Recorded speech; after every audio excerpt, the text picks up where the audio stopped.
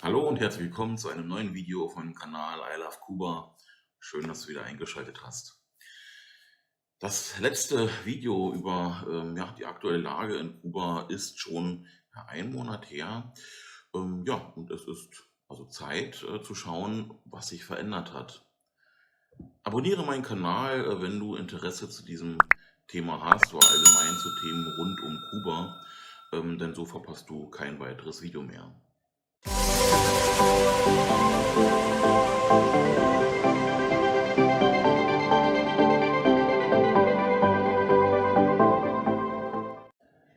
Vor ein paar Tagen ist es geschehen. Raúl Castro zog sich von der Parteispitze zurück.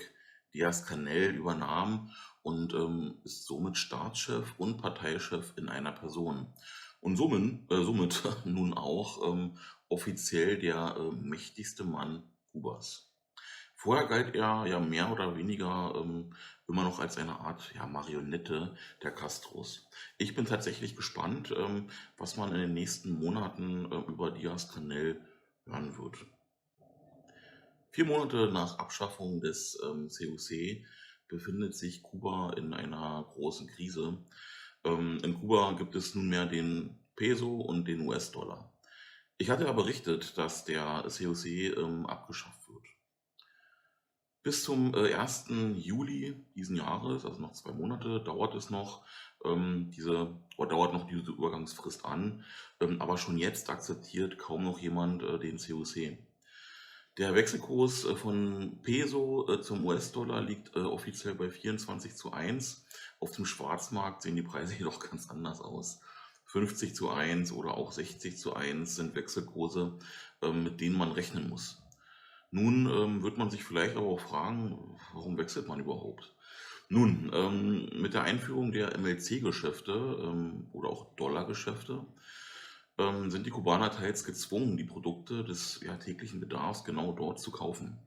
Dafür brauchen sie Dollar. Denn in den normalen Geschäften verschwinden mehr und mehr die Produkte und auf der Straße kostet beispielsweise 1 Liter Speiseöl $20. Nur circa 1/3 aller Kubaner oder aller kubanischen Familien haben Unterstützung im Ausland und somit auch Zugang zu Dollar oder Euro. Ne? Alle anderen müssen sich mit dem Schwarzmarkt begnügen und beziehungsweise und oder bei der Bank. Ne? Aber die Bank hat halt den offiziellen Wechselkurs von 24:1, allerdings kaum Devisen. Man muss also Glück haben. Na, aufgrund ausbleibenden Tourismus fehlen aber genau diese. Die Situation ist mir halt schwer. Selbst Apotheken sind nicht mit Nötigsten ausgestattet. Ne? Kuba war in der Hinsicht schon in den letzten Jahren schwer gebeutelt. Aber jetzt ist die Situation vergleichbar mit der Sonderperiode in den 90ern. Da Kuba vom sozialistischen Weg nicht abkommen will, ist aus meiner Sicht der einzige Weg zurück in die Spur, dass die Impfkampagnen besser gesagt, flächendeckend starten und somit auch der Tourismus wieder mehr Lauf bekommt. Ja, Corona in Kuba, da sind wir schon beim Thema. Die Fallzahlen bleiben weiterhin auf hohem Niveau, doch die angesprochene Impfung kann hoffentlich helfen.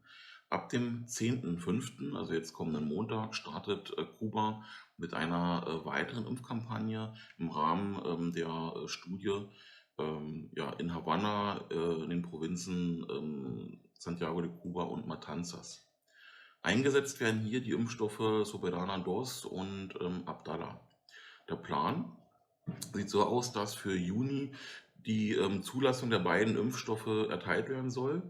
Danach erfolgt dann die Massenimpfung. Ja, zu diesem Zeitpunkt möchte man bereits 22% der Bevölkerung aufgrund der Studien geimpft haben. Und bis August sollen dann 70% der Bevölkerung geimpft sein. Kommen wir zu den aktuellen Einreisebedingungen. Diese sind seit Februar unverändert. Also einen PCR-Test vor dem Antritt der Reise nicht älter als 72 Stunden, dann ein PCR am Flughafen in Kuba bei der Landung, Dann wird geschaut, ob man Individualreisender oder Pauschalreisender ist. Pauschalreisende können in ihr Hotel und warten dort so lange in Quarantäne, bis das Ergebnis vom PCR vorliegt. Das dauert im Regelfall einen Tag. Individualreisende kommen in ein lizenziertes Hotel und bleiben dort mindestens 5 Tage in Quarantäne. Ja, dort erfolgt am 5. Tag ein dritter PCR-Test und erst wenn dieser auch negativ ist, kann man sich frei auf der Insel bewegen. Nun, so frei es einem aktuell auch möglich ist, nur gemacht wird. Die Infrastruktur war nie wirklich gut ausgebaut, aber ist nun komplett zum Erliegen gekommen. Ja. Was mir allerdings noch in den Sinn gekommen ist, sind die Ausreisebedingungen. Darüber habe ich noch gar nicht gesprochen. Kuba gilt als Risikogebiet, das heißt, man muss im Anschluss ähm, in Deutschland quasi in Quarantäne. Außerdem ist die aktuelle Regelung auch, dass in Kuba vor Antritt der Reise nach Deutschland ein PCR-Test gemacht werden muss, der nicht älter als 48 Stunden ist. Hierzu sollte man sich am besten mit seinem Hotel verständigen. Des Weiteren habe ich von ein paar Fällen gehört, da gab es Probleme beim Transit in Frankreich und oder Spanien. Hierfür kann man sich kostenlos eine Transitbescheinigung bei den jeweiligen Botschaften einholen. Hier aber die Info, die Fälle, bei denen ich das gehört habe, waren Kubaner mit einer Aufenthaltsgenehmigung in Deutschland. Mit einem deutschen Pass besteht diese Hürde vielleicht nicht, aber man kann auf jeden Fall mal bei den Botschaften anfragen. Ja, so, das war das erstmal schon wieder für heute. Ich hoffe, ihr fühlt euch entsprechend informiert. Und ja, abonniert meinen Kanal, wenn ihr es noch nicht getan habt. Würde mich auf jeden Fall freuen.